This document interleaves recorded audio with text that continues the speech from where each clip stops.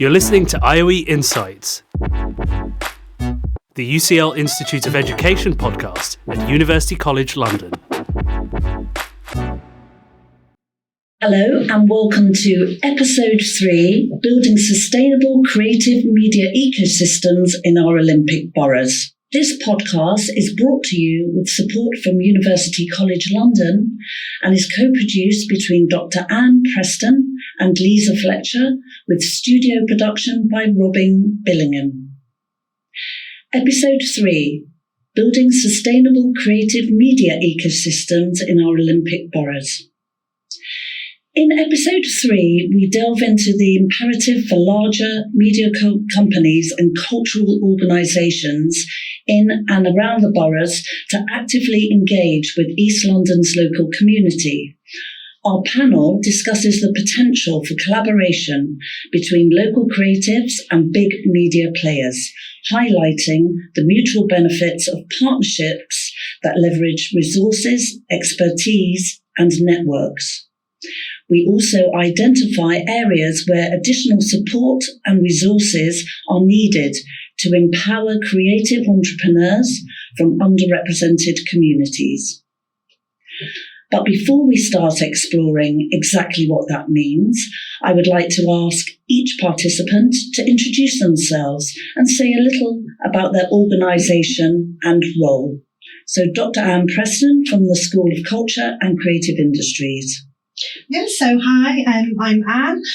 My title is Associate Professor of Interdisciplinary Practice and Media Communities, which is quite a long-winded sentence. But I'm actually the programme lead of UCL's undergrad BA Media and also work at the UCL East campus on an array of different projects, and I'm really interested in doing sort of community-engaged projects where we're kind of connecting our new campus in East London with sort of surrounding organisations.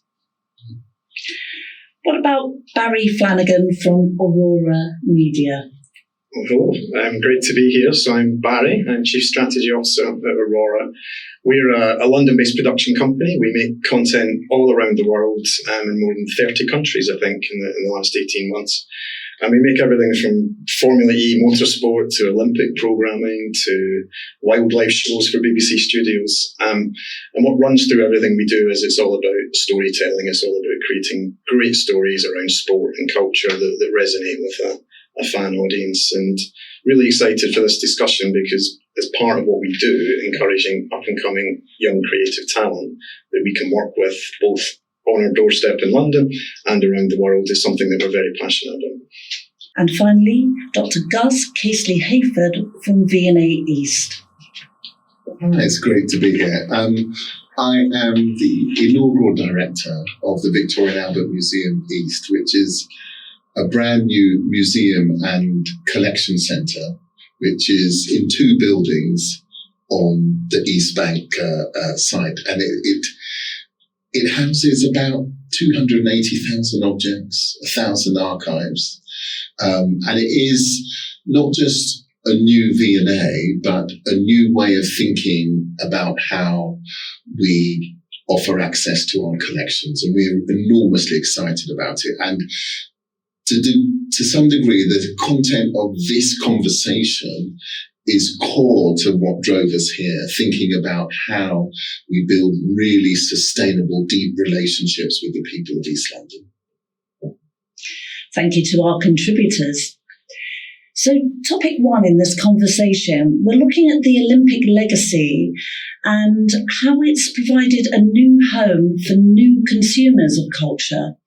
In the first episode, we spoke to cultural leaders to talk about developing new audiences for culture and ensuring that traditional communities in the Olympic boroughs were not being left out of cultural activities. So I'd like to just explore what is your take on the success of the Olympic site since 2012? And please, can you tell me a little bit about how your organisation prioritises communities And what's your proudest achievement for involving new audiences for culture in your output or employment practice within your organisation?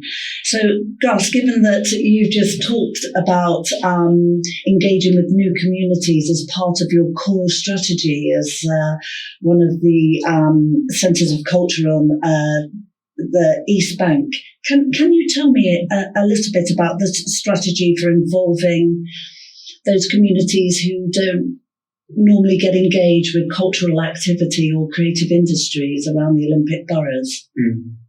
Well, the big draw of coming to East London with our collection was East London. You know, that this isn't just another part of another city, that there's something very special about this area.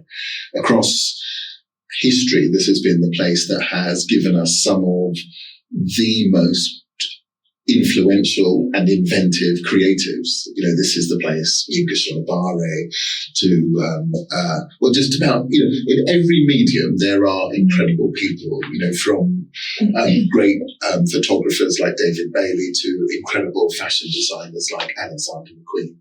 And we felt that this would be a really good place to invest in creating not just a new space, but to also reinvest in the original driver for the V&A, which wasn't just as a museum, but was as a creative crucible that was there to really create opportunity for artists and designers.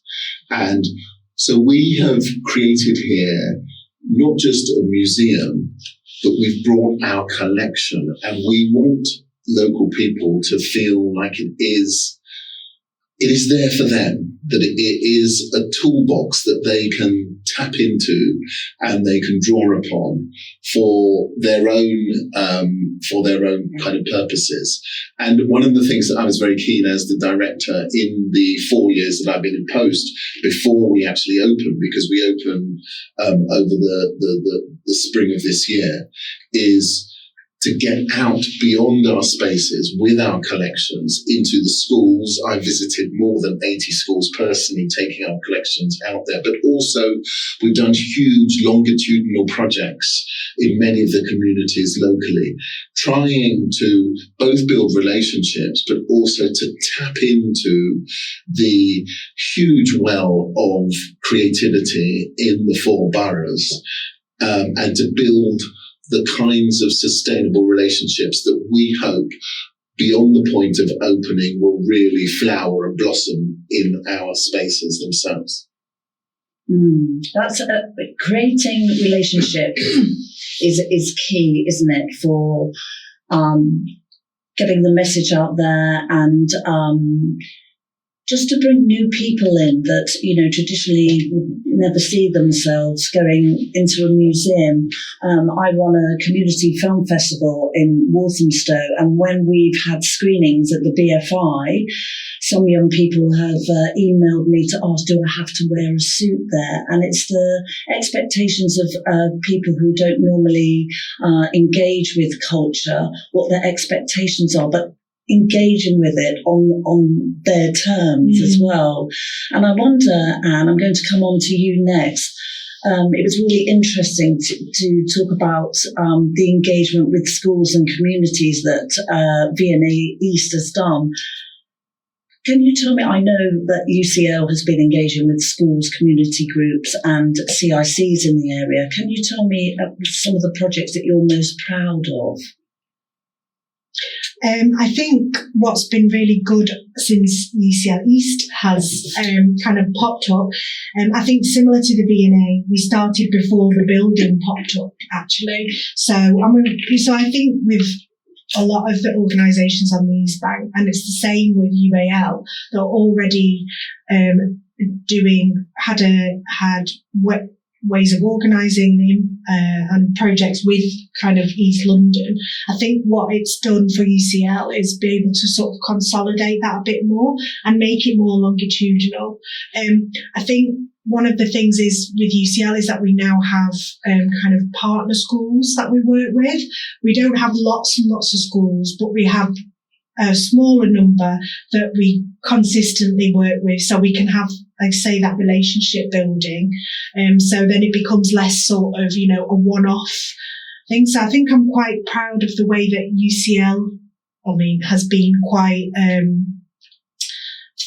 being quite thoughtful in how it does that kind of schools outreach and engagement, to think what is the best impact. Teachers are really busy, so should we come in and do something? It's sometimes it's not just looking at it from your own perspective. I think that's one of the things I've learned about kind of doing outreach. I think another thing is, I don't necessarily speak for everyone at UCL, is the way that, speaking of museums, when this building, Marshgate and 1 Poole Street came up, we knew that it was going to be, lots of the spaces were open. Obviously it's a university, you need to be a student to access the specialist spaces because you study here, but there's also more open spaces, and I think UCL also didn't want it to appear like a museum. It was actually, that kind of thing. So maybe we're sharing that, the idea that, it's people's preconceptions about a museum. You go in there and there's a load of old stuff and you can't touch it. And it's full of people who are like really knowledgeable about those things, and you're allowed to come and look at it, but a bit more than that. So we did, because it would be easy, I think, to build.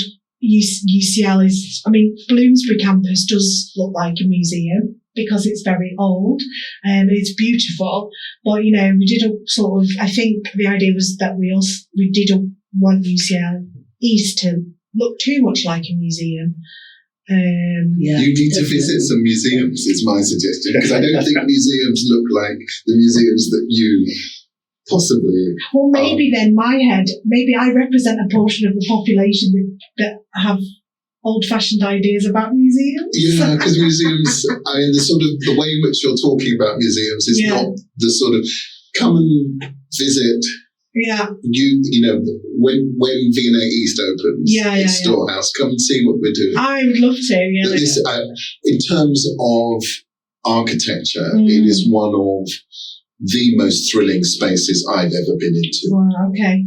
Genuinely, that the architects, they've actually called out the centre of an existing building, filled it with glass, and 280,000 objects, glass floors, glass balustrades. If you stand in the centre, you will be able to, if you were to pirouette round, see 280,000 objects, 5,000 years of the story of human creativity through the finest objects that have ever been created, all surrounding you. That sounds amazing. I want to go. And it is fascinating that you describe this, the way that a place can shape the way people experience culture and people and the democratization of that process, so opening it up to maybe people who wouldn't traditionally experience that. And I love that whole theme of physical space impacting what people think emotionally about what they're looking at. I suppose that's what I was thinking, is that the campus shouldn't look like an intimidating space. No. Yes, but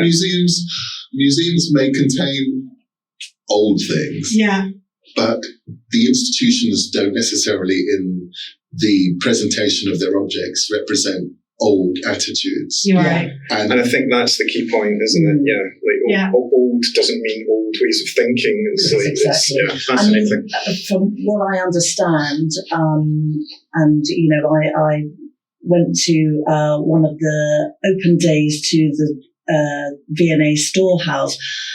What I love about the approach is that people are invited in to touch, to look at items, to talk with the curators. So you're not just reading, material about it. It's a conversation. And I think that's refreshing. And just giving UCL an opportunity to big up itself. I think, the way that UCL are providing bursaries for people who traditionally they're the first people in their family to go to university, and they're from the Olympic boroughs. I mean, that's really refreshing as well, and supporting them through their academic journey. It's the same sort of conversation, bringing new people with fresh perspective into that environment. Yeah. So Barry, last but not least, I mean, talking about culture in this way for your company is a slightly different model, but I guess the way that people engage with your company in terms of your employment practice and the way that people commission from you. Yeah, exactly. And I think this is a fascinating conversation, is that the two sides of my company come together in this theme. So we are a content producer. So we make content, we make stories, and we want people to care, whether it's sport or a cultural film that we're making. We want to tell stories that resonate with people and make them care. And that flow has to flow into the way that we find creative talent, and we bring the people behind the camera or the people that we're employing, because one of the massive flaws in the old world, I say, of the production industry, was that there's really a lack of representation in creative talent. There has been in the past, that people tend to get employed because they know somebody. You start as a runner, you get you work your way up, but it tends to be, in the past, it's quite often been quite a narrow section of society, let's say, that are employed within the creative industries. Now, that's not just something that morally doesn't feel right. It's actually to the detriment of the creative output, because at Aurora, we need to tell stories around sport, for example, that resonate all around the world. In order to do that, we need a breadth of creative thinking within the company. And that's why I think, bringing it back to what's happening here in this place, that link between the people that live here and the special nature of the site that you described, Gus, where you've got sport, fashion, culture, lifestyle, you've got all these elements that are kind of living together side by side with the people that live here in one place.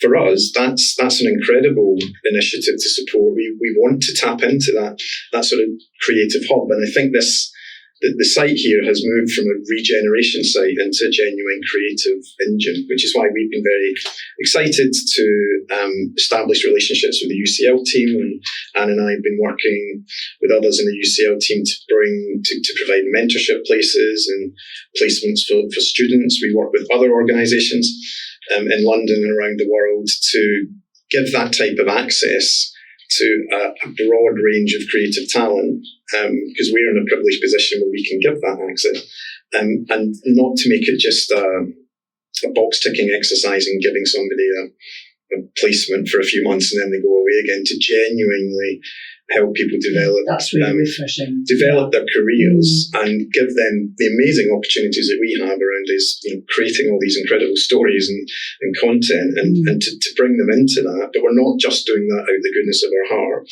It is really important to us as creative producers that we broaden the range of thinking and the range of talent that we're working with. That really speaks to me, Barry, because I worked in broadcasting. I worked for ITV in the 90s. So you know exactly. So I know exactly what you're talking about. And in Waltham Forest, I run a CIC that supports young people from underrepresented backgrounds into entry-level roles in film, TV, creative industry. So I understand the barriers that some people face. They could be amazing visual storytellers or creatives, but their dad doesn't know someone in the BBC, and their mum, can't introduce them or give them the car so that they can be at Elstree at 5 a.m. for a shoot. Yeah. We're coming from a completely different foundation place here, and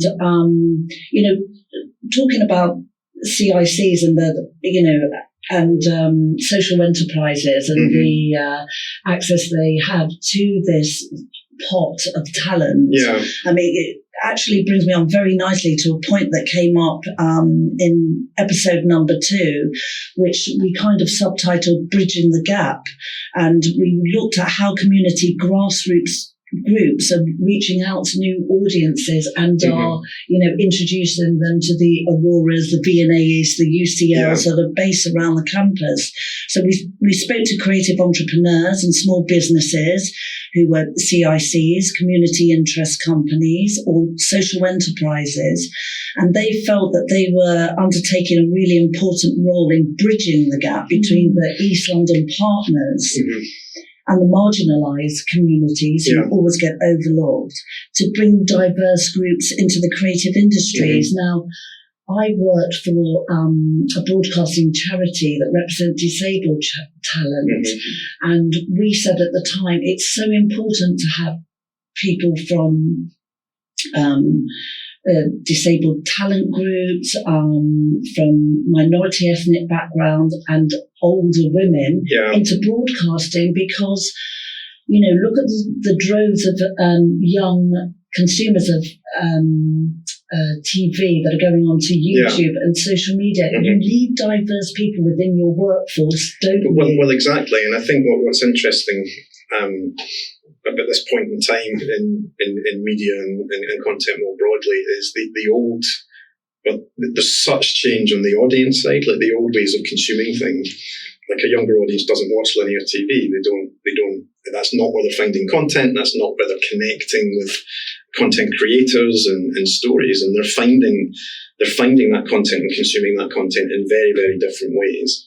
So if the media industry does not change and adapt and evolve in terms of how it works, who it works with, what talent it brings in, then it will be dead. Like companies, old broadcast companies would be in a position where they do not understand the audience that they're trying to reach, and that audience will go elsewhere. They will stop interacting with those type of legacy broadcast companies. It's interesting, isn't it, that all our terrestrial broadcasters now have streaming services, and they have YouTube channels, so they're sort of racing to catch up. And and the other aspect, just to bring it back to some of the things we were talking about around culture, is the way we make a lot of sports content in particular. And today, particularly for a younger audience, to turn somebody from just watching something into a fan of what they're watching it's partly about the action on the pitch or the track or on the stadium, but a lot of it is actually about the character-driven storytelling around the sport, and that really overlaps into adjacent cultural passion points. So you pick a sport like football, for example, that overlap with fashion, style, gaming, entertainment is now as much a part of a young fan's experience as what's happening on the pitch. So that's leading also for companies like ours just to think about diversity of thinking and how do you tell these stories. So it's not just people that understand sports production, it's people that actually understand character-driven storytelling. And it's leading us into some very interesting partnerships and places with other organisations. And again, bringing it back to this place here, that's why I love what's happening in Stratford and the broader area, because you've got these pillars: sport, fashion, culture, lifestyle, all living and working side by side, which is really fertile ground for us as a content producer. So yes, we should talk about some partnership opportunities. And Gus, that's sort of saying so much about the V&A, because I know when you go there, and it's Anne's traditional idea of going to look at things in glass cabinets versus, some of the amazing exhibitions that I've seen there around David Bowie, around, Cartier, different ways of looking at collections. And I think I'd like you to reflect a little bit on what Barry's spoken about, this idea of storytelling and the way that different communities engage with culture. Because I mentioned before, I heard an amazing program where you visited a museum in Australia that had engaged with different community groups. And I heard you say that, what you have in your vision is yourself as a 12-year-old boy wanting to go to the V&A East. And, there's a lot of communities around here which probably hold Anne's view that why would I want to go Why would I want to go to a museum? I'm wondering if you could reflect on the storytelling, engagement with communities, and that 12-year-old Gus coming to the V&A East. Yeah, but one of the really heartening things that I've found over the course of the last 4.5 years that I've been in post has been in taking our objects into schools. And the objects that we've taken have not been the sort of traditional things that museums take into schools, which is like a kind of second division collection that was particularly made for that purpose. That we have taken objects that would otherwise or may otherwise have been in cases that these are absolutely kind of exquisite things that tell very important chapters of our stories. What sort of objects? Well, things like one of the things that, I'll give you a couple of examples. One was last year. I was enormously proud to be part of one of the institutions that returned objects to Ghana, and these were objects that were taken when Ghana was the Gold Coast in the 1870s. By force, British invading troops who landed on the coast there, and within a few weeks had burned the capital to the ground, captured the king, and taken his treasury. And some of those objects came back and went to the British Museum. Some came to the V&A. And last year we returned those objects on permanent loan, because that is, in terms of the terms in which that we actually hold them, as much as we could do. But in advance of that, I was able to take some of those objects into schools in East London, and I would stand in a class or in an assembly and look out at lots of faces of young people. And we talk about the gentrification of this area, but if you go into many of the schools in places like Newham, stand in an assembly, and the demography of those schools, it tells a story of a nation that has had huge impact on the world, but also been impacted by the world, and that you will see people, from, every area of the world, but particularly from sub-Saharan Africa. And for them, telling these stories was enraging, powerful. They both felt kind of, a sense of the injustice of history, but also they felt represented and able to talk about how it made them feel. And I think for museums, not avoiding these difficult, contentious areas of history is important. And for taking these objects back into schools and to being able to tell these stories and giving them the actual opportunity to hold these objects, to get up close to these objects. They weren't in cases. And to say, do you know who these objects belong to? Not to me, but to you, to all of us. And do you know who these histories belong to? They aren't just mine to craft. They are all of ours. And that this is a time in which we must craft new chapters of these histories together. And we took a whole range of objects, many of which resonated with young people in similar ways. And there were a whole array of different reactions. But there were reactions, and that was the thing, is that museums aren't sleepy, tired places in which people just go to sort of, to spend a quiet after. These are places where you can go to be inspired, outraged perhaps possibly, but potentially to have transformative experiences in which you might make that transition from being a passive viewer to thinking about how you might want to get involved and change the world, or maybe yourself think about what your professional opportunities are. It could be that in some point in the future, you are one of the creatives that we will show in our spaces. And so it was glorious having the privilege of taking these objects, but even more glorious hearing the reactions of young people, reflecting on what they said, and making sure that we took the advice that they gave us and have actually incorporated it into every area of our delivery. Yeah, that's amazing. Yeah. And again, it's that theme of it's not just the object; it's all the stories around the object, and how do you by almost like separating the barriers between somebody that would be interacting with an object. You're actually bringing the object to them in their environment. You're encouraging them to talk about it, and it's not like a one-way lecture is what I'm hearing. It's like a dialogue. Yes. I think really, really powerful, and there are parallels with what we do around building fandom. It goes back to what I was saying. It's we talk about sometimes like traditional sports broadcast. There's literally a glass screen between the presenters of the broadcast and the fans outside in the stadium. And a lot of what we try to do in our content creation is get rid of that barrier. It's tell authentic stories of fan culture, and within sport, those layers of storytelling are usually about identity and community. Like, why do you become a fan of a sports team? It's quite often because you're immersed in all those layers of storytelling, or it says something about your identity.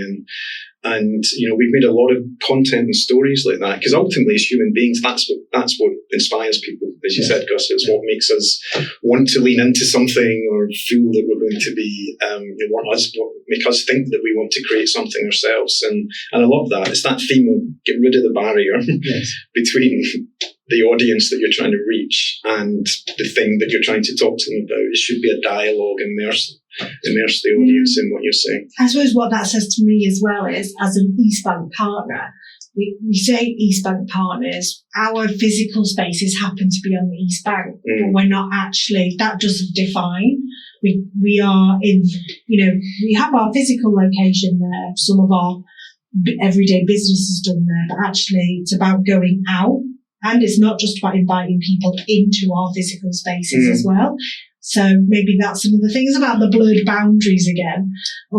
It's actually good to blur those boundaries. So I see what you're all getting at, Gus, when you're talking about the V&As there. And Barry, I think that is really well. Yeah, and it's that sense that, again, some of what we're talking about, there is something special about this area, and it's rooted in London, but it's also rooted in the world. There's people from all over the world, from backgrounds from all over the world that find their way through various ways and means into East London, and that's been happening for centuries. And I think I do find it really fascinating that these stories from all around the world can find a place and a home here. So to your point, and it's not just about talking about what's happening in East London and the Olympic boroughs. There's stories that are told here from this site that are actually relevant to communities around the world. Really interesting. Yeah. I mean, I have been fortunate enough to work with students on projects where we go out to the community and create documentaries, and I've been working with the master students in immersive storytelling and making virtual reality. So you watch the documentary in a headset and step into the world, be it a social housing estate in Leytonstone, or the community around Hyams Park, another place in Waltham Forest, or go down Walthamstow Market and talk to the vendors, the people who use it, and delve into the history of it.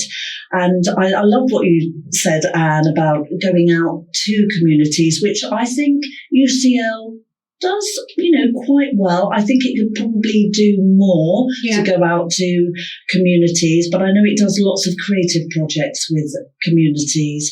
And something that came up in episode 2 was that the social entrepreneurs and CIC directors were talking about the prospect of UCL doing a mapping exercise or something like an event where these content providers, companies that do projects with communities, and lots of other creative but socially focused projects, they would like to see something like, an event where they could sell their services, maybe to Aurora, maybe to V&A East. And I know one of the companies that I spoke to was Mediarite, and they say that UCL support them because you recognise that they employ young people who normally wouldn't get an opportunity to work in media.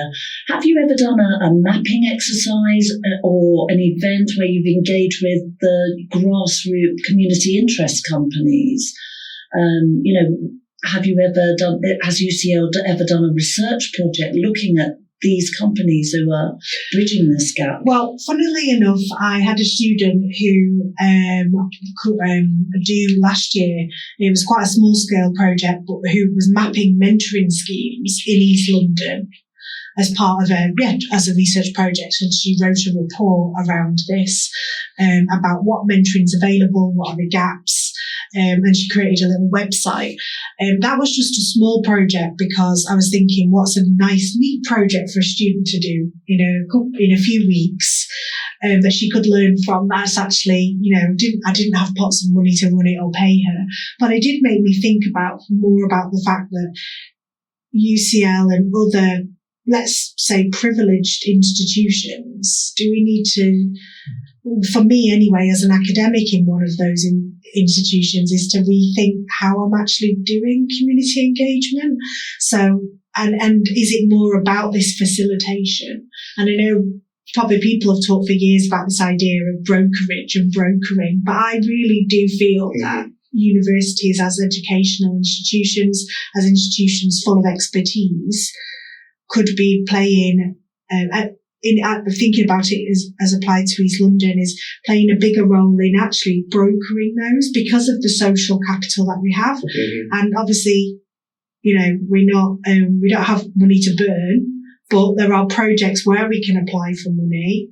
And those projects should be about facilitation and connecting people more than perhaps us saying we've got some expertise and we can give you those expertise. And I think that would be, as somebody who working in industry, so to speak, that would be, I think it's about partnership. But as you know, Anne, we've discussed it in other conversations lately. I'm quite passionate about how companies from industry can have a massive role to play here, because we can provide access, we can provide opportunities. And I think it's important for us to then partner with institutions that can do that connection, that can create those pathways.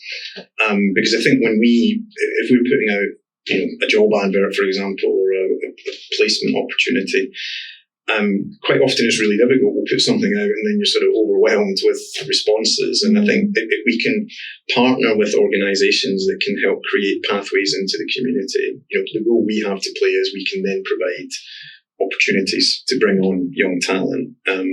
So I think there could be, I think there could be a lot more partnership between universities and industry, or partners within industry or other organisations to just create the pathways that you're talking about. And I think the CIC layer is really important as a connecting layer, just to be able to reach out into communities, make people aware of opportunities or understand the creative talent that's there. And then, if we can find the right pathways to then bring people along, that's got to be the benefit of everybody, I think.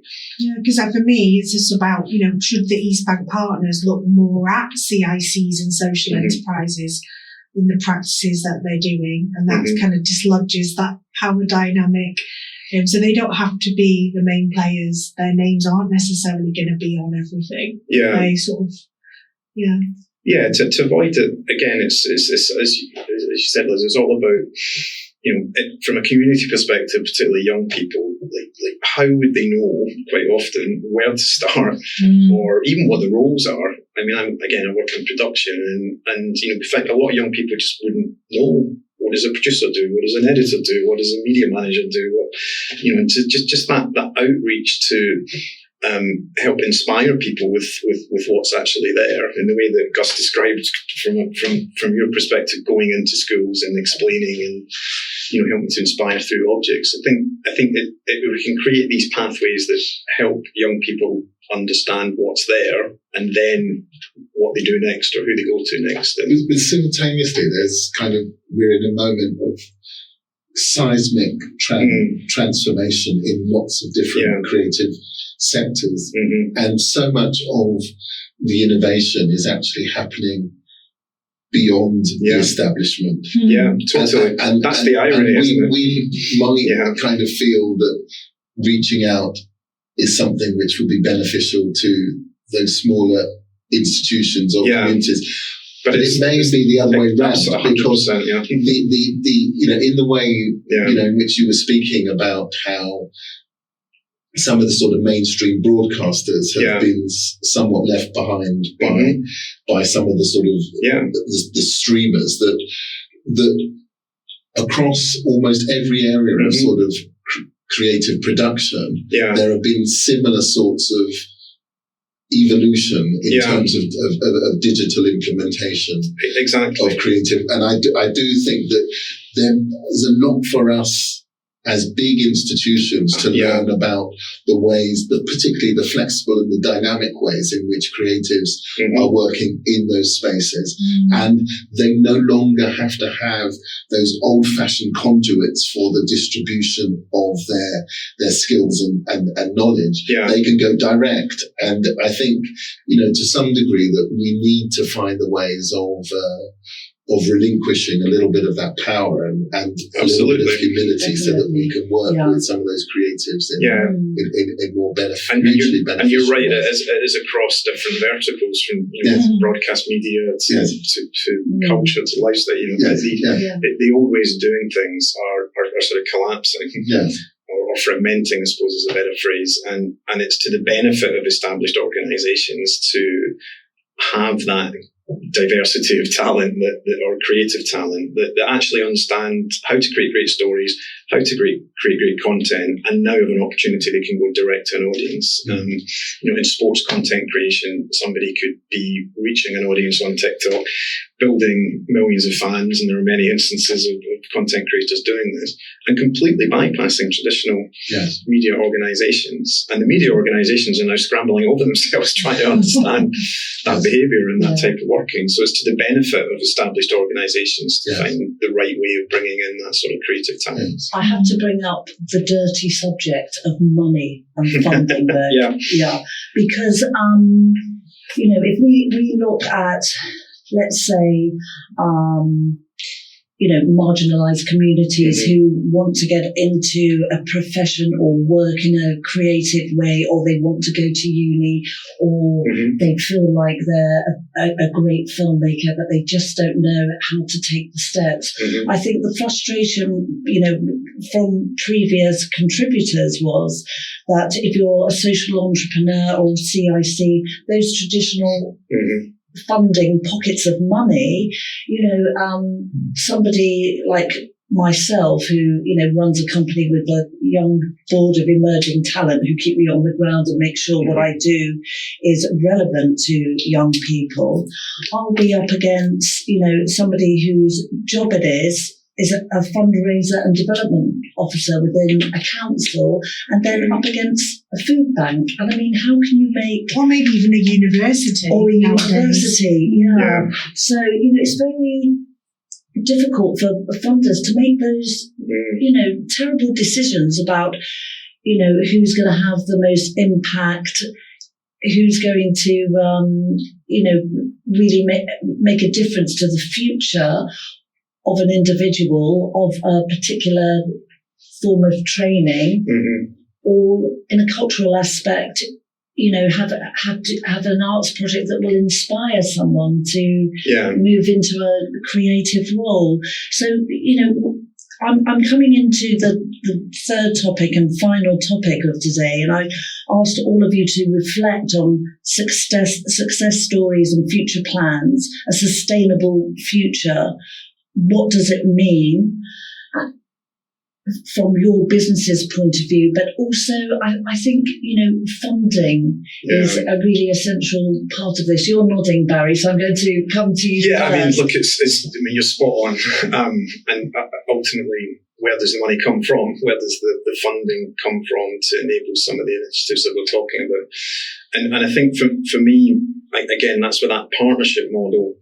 Like we shouldn't be asking people to make funding decisions between a food bank and a sort of creative community outreach program. And I do wonder that there are sources of funding, certainly within industry and within the private sector, to tap into investment schemes that are, as we've just described, are to the benefit of those organisations. And if we can find the right pathways where that money can flow through into a layer of encouraging community-driven creative talent, and there's obviously a bit of a minefield there. So, for example, brand sponsorship in sport is a very large area of investment that puts money into the sporting ecosystem. There are ways where brands potentially would want to invest and back community-driven creative schemes. Now, the minefield is you've got to make sure that the brand is appropriate to the scheme. But if we don't have these sort of partnerships, then how that money will not flow into that type of investment. And again, I'm very passionate. I see in the sports industry how much money is in the sports industry, from media rights through to brand sponsorship, etc. It's a very, very lucrative industry. And for me, I think it is really important, and it is imperative for that industry to find ways that some of that funding flows through into encouraging young creative talent across all sorts of different sectors to find ways to contribute to that community. Because ultimately, sports is about building fandom, and they're trying to build fandom in these communities. So it is not a good situation if the money's locked over here and the community you're trying to reach is over here. There must be ways that we can find ways to, or find schemes that allow some of the investment, some of the money that occurs within the sports industry to find its way into more grassroots and community-driven initiatives, which is where the partnership model comes in. I think there's a lot, and particularly if you're young at the moment, to feel frustrated about, and perhaps even a little bit depressed. But I do think in this country that this is one of the things that we have done well at. I mean, I look at our Olympic legacy, and, one compares it to many other nations, and there genuinely is a legacy. Visit Rio and see kind of, a lot of their old Olympic infrastructure is now just kind of, it's abandoned. It's just kind of tumbleweed blowing through. But what we did here was not just to invest in the existing post-Olympics infrastructure, but was to encourage a new generation of institutions to come here. And we were encouraged, subsidized to do so on the basis of delivering on this very thing. That is why we were here. This is what the Olympic legacy is really most palpably driven to deliver, is about how do we make a difference for those kinds of local, mid-scale, small-scale, individual creatives who are really embedded in these communities, because these are the communities over hundreds of years who have driven innovation, success, inventiveness, all of the things that we think about when we think about Britain and feel proud are to do with our incredible creativity. And so often that creativity has been something which has been about individuals driving uphill against the kind of ambient wind. And what we are doing in East London at this very moment, I think, is shifting the wind. So I hope it's behind their backs, and the institutions, their responsibility, the reason why we are here is to make sure that we get behind those institutions. So if you look at the demography, the profile of the staff that we are employing at V&A East, but also across the Olympic sites, the program that we are focusing on, the people that we are foregrounding and platforming, it is celebrations of those very things and that kind of expertise. And it's not just done out of a kind of East London vanity. This is the engine. These are the answers that I think post-Brexit, 21st century, post-pandemic, in a world that is invested in equity and thinking about the future and sustainability, this is what we have to deliver upon. It's about equitable, thoughtful development and innovation that will make us all feel proud. And so I feel it may well be that there is skepticism about gentrification, that there is kind of concern about investment into the same old institutions, but the drive, judge us in 5 years' time upon the criteria that we were encouraged to come here based upon, which is delivering for those communities and making sure that we make the difference that they would want to see. Well said. Wow. Well said. And what a brilliant example. In fact, the best example of what I was talking about the role that what is the role that sports can play in bringing investment and bringing pathways to local communities. So that what you just described is something that started in sport. The biggest sports event in the world came here, but unlike a lot of failures in the past, there was a genuinely a plan and implementation process to then make sure that there was a legacy that came from that sporting event, which created pathways for the community to then, an organisation such as yours, Gus, to come here and to continue that spark that had been lit. And I think that and across sports more broadly, it is a really, really important and valuable model that could be replicated the world over, but too often isn't. Sporting events turn up, lots of money is spent, broadcast rights deals get done, the world comes to a certain place to watch something for a period of time and then goes away again. But here is a brilliant example of how to, I think, in a very powerful way, create that legacy that actually is rooted in the community. So yeah, well said. I wanted to give Gus a round of applause. Yes, definitely. Barry, you'll be pleased because today, it's very hot in the studio, so I've just got my shirt on now, but I wore my William Morris inspired Walthamstow FC I top. love it. I know this that. Is an example of how William Morris, who's one of our greatest design assets in Walthamstow, has inspired as a kit for the local football team. But it is, but that link between sports and fashion and culture, it's a really, really strong way of building fandom and building fandom at a community level. Well, there are definitely William Morris fans. We get coach loads of ladies in tweed skirts coming to Walthamstow to go in the William Morris gallery, and all the schools go in there and make a piece of art or a personal accessory, or they learn something about Morris, and not just his designs, but also the way that Gus was saying, how designers go against, the theme of their time and, into craft and creativity. So if a sport or a team or a sporting brand is trying to bring people into a sport or create a fandom, it's all about, going back to what we were saying earlier, that this layer of storytelling that can be rooted in the community where the sporting event is happening, and that actually make what's happening on the pitch or the track just matter that much more to people. And I think the more we can actually have that happen, not by chance, but it's actually planned and thought about, and there's a legacy. I love everything that we're talking about is like, how can sporting events and brands and teams leave a legacy with the community where the activity is taking place. Fantastic.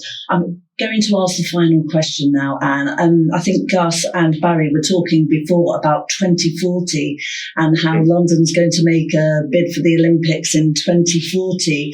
So we've got our eyes on the future. And like Gus rightly said, I think, the East Bank partners and the London Olympic Legacy Organisation can be delighted about what's been achieved here. It's totally transformed this part of East London. But I want you to think about what the sustainability of the future looks like, because yes, we have enjoyed success with the retail part, with the sporting, with the cultural and the educational partners that are involved in the East Bank. But when you're thinking about a sustainable future, what do you, on behalf of UCL or you personally, define as sustainability? And I'd love to hear your thoughts on a sustainable future looking ahead. I think from a personal perspective, things I've been involved in have made me think this is probably the best this is a really sustainable way forward, is, again, I'll just go back to the idea of physical buildings. So we have this physical building. It's got great facilities. In terms of the creative communities, what I've found is, since I've been working at UCL East and having my networks, is and what kind of university or an educational, as well as offering bursaries and scholarships, which I think is great, and I coordinate that scheme, and I know the people, and sometimes, people just need a venue to show a film, and somebody just needs to be there and not try and take the credit or put it on Instagram, but just literally be around to let that person in and to provide a venue for free. That can be a stepping stone to something That's else. a big help to a young filmmaker or a community association. Yeah, definitely. So, obviously sustainability is a big word, and I don't know whether it's going to be the same in 2040. Maybe people won't be going to cinemas anyway. But that idea about, if we're going to build buildings like this, and yes, we're building it, and it's all linked in with a financial kind of situation where students pay to come and we deliver education. But aside of that, is just providing the spaces. But I think within that, then we need people working in the universities that can be there to be on hand for. And currently, I don't know, I would love for UCL to think that it could have new kinds of, create new kind of roles or positions. Like some universities have kind of community fellows. They're actually from the community and they exist to do that. So it's less about kind of outreach officers or widening participation officers. So providing just, a simple providing spaces, and then providing people who can, be on hand to, sort of allow people to use those spaces. So it's quite simple. It's just going back to the basics, really. Yeah, I love that idea. But as somebody who organises a film festival and brings people together to watch short film, I really hope that in 2040 there still will be cinemas. No, I will be watching films together. Because I think the common thing, the thing that undergrounds us and underpins us as human beings is not just that we want to create, but it's also that we want to do it together, that we want to share these things. Yeah. And it may well be that the digital space allows us to do that in really dynamic ways. But simultaneously, what it reminds us of is how important it is to be in spaces like we are today, where you can actually look fellow human beings in the eye, and that you share that thing that, particularly in the areas of culture and academia, are so important, which is the shared humanity that underpins so much of creativity. And, to be in a space together is, I think, the thing that makes that truly resonate. So, Gus, for you, sustainability, is it always connected to a physical space when you're thinking of the future? And not always, but I think community is something which the digital has enhanced. But what it has reminded us of is that as human beings, that thing that I think we nurtured in our very kind of earliest gestation period was what it is to share a physical space with someone, perhaps a stranger, and to build a kind of relationship that is impossible unless you are there. And I think, that is something which makes museums, auditoria, shopping centres, spaces where we can come together as human beings and be reminded of what it is to be human, which is to make those kinds of connections, and that can happen in sports stadia. It's great to watch those things on television, but to be there is really, truly special. And so I hope, over coming decades, that V&A East will become a space that people, of course, they'll want to visit online, but they'll want to visit in person even more. Yeah, I love that. I mean, Barry, we were talking about sustainability earlier, and you had a very innovative approach to it where it impacts on technical deliverables and the way that content is made. I was just wondering if you could reflect absolutely. on that. And actually links to what Anne and Gus were saying, that by creating these spaces where people can come together, creative ideas happen, great creative ideas happen. And I think with technology and production now, there's brilliant opportunities where that those creative ideas can come to life in ways that production talent can be telling stories for the whole world rather than just stories that are local. So we've got a scheme, we call it our Global Creator Network, where we tell stories of sport and culture around the world with young up-and-coming filmmakers in the places where we're trying to tell those stories about. So it could be football, and we've told stories of women's football in India, the role that football played in the Canary Islands in helping people rebuild after a natural disaster, the story of the Algerian national team, and we told wildlife stories around the world, and without sending anybody on a plane anywhere. And we've done that through technology advancements that enable us to produce content with local, authentic, up-and-coming filmmakers in the places that we're creating content from. And I think if we invest in what Gus is talking about, these places and spaces that creative talent can come together, that talent can be used around the world. It doesn't just have to be used in this space. Like, people here could be creating brilliant storytelling for brands, media organizations, production companies all around the world. And I think that would be a truly brilliant legacy. That really resonates with me, because my master's was in anthropology, and this idea of the anthropologist going to a community and trying to describe them to them, I think it makes more sense to collaborate and have storytelling that comes from the community, from the people that know it best. Yeah, exactly. And so again, it's not just to do that for reasons of sustainability. It actually benefits the storytelling because it's more authentic and it's more genuine. But in order for those sort of things to happen, I totally agree with what Anne and Gus are saying, that it's really important that we provide the spaces and the places where creative talent can come together and can create together. And whether that's in the real world or extending that with virtual digital presence. But if we don't create these spaces, it's very difficult to create in isolation, I think. So, really important that we properly invest in these spaces.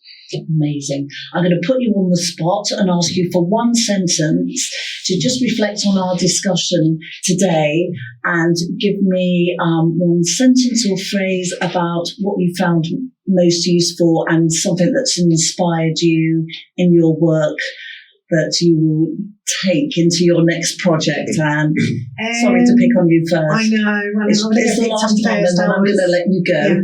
Yeah. I think maybe, I've said it before, it's sort of blurring boundaries, particularly from being in a university, but you're kind of in your own bubble to some extent sometimes, surrounded by very similar people with a similar thing in mind, So blurring, I think the positive, like blurring of boundaries. Now, Gus, you've made us all feel very positive today about, the things to be really proud of and the things to celebrate around this area. Is there anything you wanted to add or reflect on as a result of the conversations today? I think one of the great pleasures of my job is having the time to spend with young people, particularly in schools. And despite all of the challenges and the obstacles that we've thrown at them as a generation, I haven't just been inspired by their generosity of spirit, but also by their invention and their determination. And we look at the world and you read a newspaper and it is very difficult not to feel somewhat depressed and frustrated. But if there were any generation that seems ready and with the ideas to take on the challenges that our generation have bestowed them. It is this one, and they are armed with an anger as well, which I think is going to really help to unlock things. And so I look to them, and, I do feel not just great hope, but great inspiration.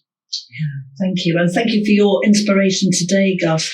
Barry, last but not least again. Well, again, building on what Gus was saying, I think what I'm taking away from this conversation is the power of storytelling to really inspire and activate communities and engage communities. So to take on some of these big challenges that Gus was referring to, and that storytelling becomes richer the more we can encourage young creative talent into the industry to tell those stories for the benefit of society, particularly from underrepresented communities, and that's to the benefit of all of us. Thank you. Well, it just remains for me to say thanks again to our guests today. Thanks again to all the support from UCL for making this project possible. Special thanks to our studio director, Robin Billingham, and to our production coordinators, Chloe and Poppy. And most of all, thanks to our guests, Dr. Anne Preston from the School of Culture and Creative Industries, Barry Flanagan from Aurora Media, Dr. Gus Casely-Hayford from V&A East, and goodbye from me, Liza Fletcher. Thanks, everyone. Thanks for listening. Search IOE Insights for more podcasts from the IOE.